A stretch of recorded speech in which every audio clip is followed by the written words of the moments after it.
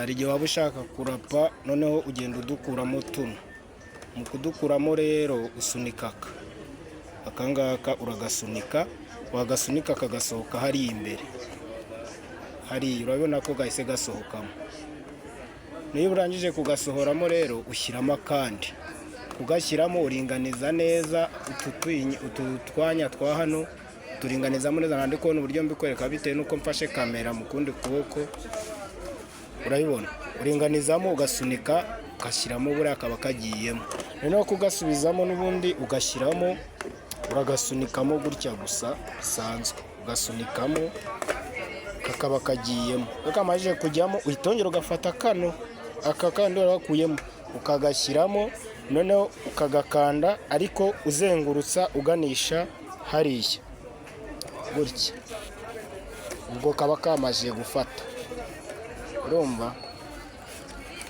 Noneho warangiza kukatsa iyi buto yako iyi buto y'inyuma iyi ngiyi ukuntu ikora.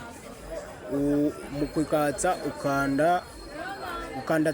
ukanda kabiri gukurikiranye vuba kakaka.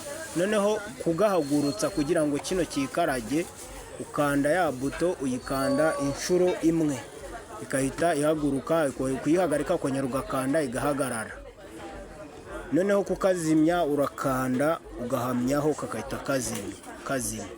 Utufomu rero gafite tubonye ni dutatu. Iki ngiki rero cyo hejuru iki gishinzwe gusunika ibyo urimo utunganya.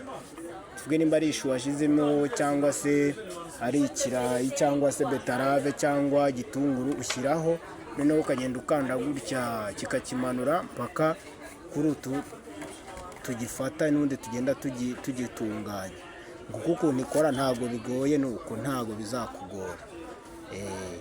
Ubwo uzajya uhindura hano imbere kuri utu duforumo bitewe n'icyo ugiye gukora. Imba ari rapingi, imba ari gukata salade cyangwa se agafiriti bitewe n'icyo ari cyo.